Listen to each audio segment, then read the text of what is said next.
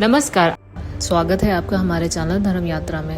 आज मैं आपको बताने वाली हूँ आषाढ़ महीने के बारे में और इस मंथ में क्या क्या स्पेशल त्योहार पड़ते हैं और वो कौन कौन सी डेट पर आने वाले हैं। साथ में इस मंथ का महत्व भी जानेंगे। हिंदू धर्म में सभी मंथ का अपना अलग ही महत्व होता है। प्रत्येक मंथ में आने वाले व्रत और त्योहार उस मंथ की स्पेशलिटी को और बढ़ा देते हैं, क्योंकि हिंदू कैलेंडर के हिसाब से दो तरह के कैलेंडर फॉलो होते हैं, पूर्णिमांत कैलेंडर और अमांत कैलेंडर। पूर्णिमांत कैलेंडर जो पूर्णिमा से पूर्णिमा तक चलता है, जो कि नॉर्थ इंडिया में बहुत ज्यादा फॉलो होता है, और अमांत कैलेंडर जो कि साउथ रीजन में फॉलो होता है, मतलब साउथ इंडिया में फॉलो होता है, वो अमावस्या से अमावस्या तक चलता है। तो आषाढ़ मंथ की बात करें तो ये 23 जून से 21 जुलाई तक रहेगा। हिंदू कैलेंडर के अनुसार आषाढ़ महीना वर्ष का चौथा महीना होता है। ये मंथ आध्यात्मिक और ज्योतिषी दोनों दृष्टि से बहुत महत्वपूर्ण माना जाता है, क्योंकि इस मंथ में मुख्य रूप से विष्णु भगवान जी की पूजा होती है, जिससे जीवन में सुख समृद्धि बनी रहती है। इस मंथ में देवी माता का पूजा करने का भी विशेष विधान है, क्योंकि इस मंथ में गुप्त नवरात्रि भी होते हैं, और जैसे ही नवरात्रि आते हैं सीजन चेंज का इंडिकेशन होता है। इस मंथ को मॉनसून के आगमन का प्रतीक भी माना जाता है।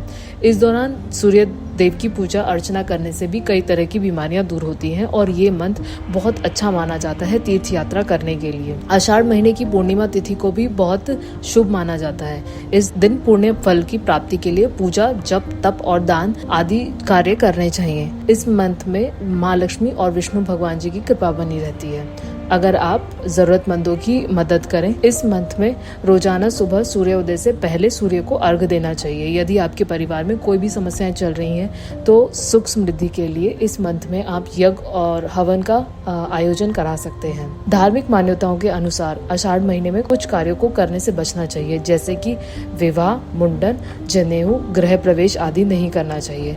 साथ ही बासी खाना खाने से भी बचना चाहिए। इस समय तामसिक भोजन का सेवन कम से कम करें या बिल्कुल ना करें। इस मंथ में विष्णु भगवान जी की पूजा, देवी माता की पूजा तथा वरुण देव जी की भी पूजा भी की जा सकती है। आइए अब बात करते हैं इस मंथ के मेन इवेंट्स और फेस्टिवल की। जैसे कि आपको पता है कि हिंदू कैलेंडर के अकॉर्डिंग साल में 24 एकादशी होती है। इस मंथ में भी 2 एकादशी होंगी।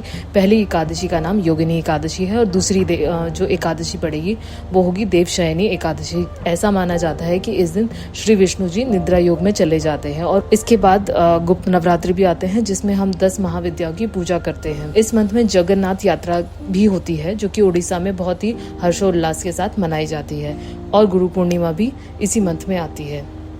आइए अब बात करते हैं कि कौन कौन से फेस्टिवल कौन सी डेट पर होंगे। 2 तारीख को योगिनी एकादशी, 3 तारीख को प्रदोष व्रत, 5 तारीख को आषाढ़ अमावस्या, 6 तारीख को आषाढ़ नवरात्रि शुरू होंगे, 7 तारीख को जगन्नाथ यात्रा शुरू होगी, 14 तारीख को अष्टमी और 15 तारीख को नवमी, 16 तारीख को करक संक्रांति होगी, और 17 को देवशयनी एकादशी, 18 को प्रदोष व्रत, 19 को जया पार्वती व्रत शुरू होंगे, 20 को कोकिला व्रत, और 21 तारीख को गुरु पूर्णिमा होगी।